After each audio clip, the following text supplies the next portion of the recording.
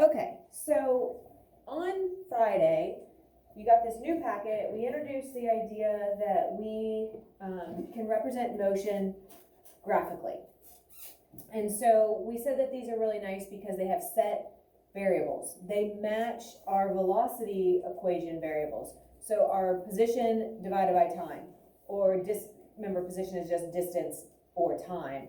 So basically, on these graphs, we are having time down here always, and we're always having position on our y-axis or on the left-hand side.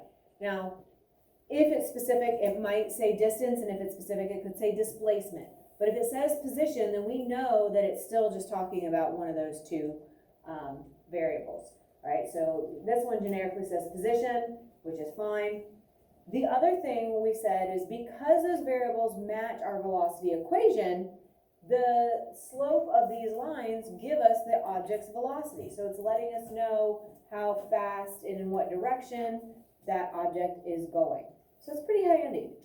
Without even doing any kind of calculations, we're able to figure out a lot of important things. So if the graph is curved or if it's straight, it's telling us if that's constant or changing velocity.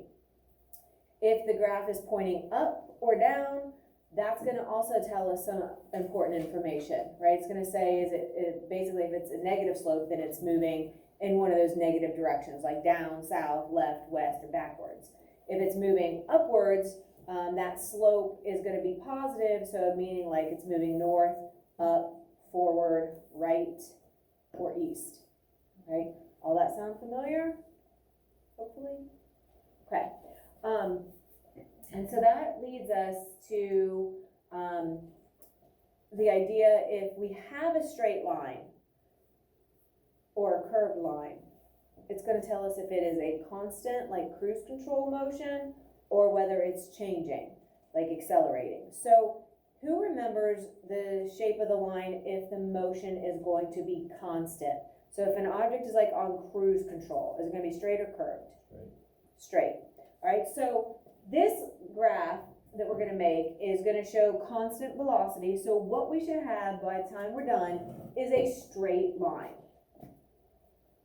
Okay?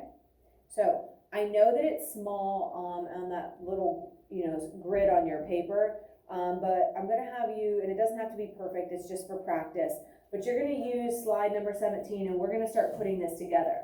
So the first thing is that you have to look at your data that is given. And the data is up here. So I have position in meters, and I have my time in seconds. So the first thing I do is I put those as my labels. So I have position in meters. So I have my label and my units.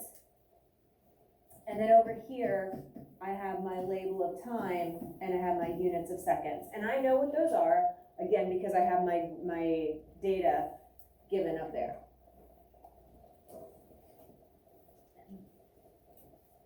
Next thing you do is you look at your biggest pieces of data.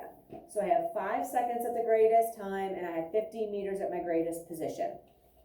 So I need to have up to 50 on my Y, and I need to have up to 5 on my X. Well, I don't have 50 lines, so I can't count up by ones. Try 2s. 2, 4, 6, 8, 10, 12. Nope, not even close. Try 5s. 5, 10, 15, 20, 25, 30, 35, 40. Ooh, close, but still too far away. So the next logical increment would be 10s. So let's try 10s. 10, 20, 30, 40, 50. That looks good. So we're going to fill this in, marking right at the lines, 40 up to 50. Then I'm going to do the same thing for my seconds, right? So I go up to 5. Obviously, I have more than 5. I probably could even skip. I could go 1, skip, 2, skip, 3, skip, 4, skip, 5. Or if you want to put them where each line was worth 1 second, you can do that. I have them where each one is worth half a second. Right? Now we just put our points. So at 0 and 0, okay, there's a data point. 10 meters in 1 second. 20 meters and 2 seconds. I have 3 meters and 3 seconds. 4 seconds is at 4. What did I I skipped 40.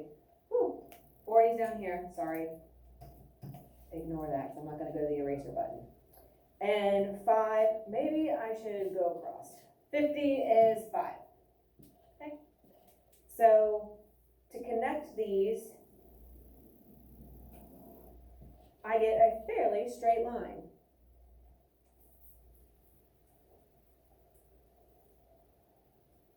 Which is what we hope, because this is an example of a constant velocity. Now, to prove that this is a constant velocity, I'm going to take my data at this point. So I'm going to take my position, which is like my displacement of 10 over 1, matching, oops, jeez Louise, meters per second. That's a really big M, sorry. If I take this data, 20 meters, it took 2 seconds, so that's still 10 meters per second. If I do 30 and 3 for that data point, I still get 10 meters per second. If I do 40 and 4, see a pattern happening here. 50 over 5, it is still 10 meters per second. So obviously on a graph, you normally don't have to do this. I'm just trying to prove a point. 10, 10, 10, 10. This is on cruise control at 10 meters per second. It's a positive value, so I know that it is heading in a positive direction. Right, up, north, east, or forward. Okay? All right, let's look at another one. So if a straight line means constant, curved is going to mean a changing velocity. All right, so we should expect to see a curved line.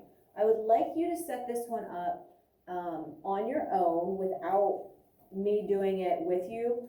Try setting it up just like we did the other one, and it should only take a couple minutes. Like I said, I'm not going to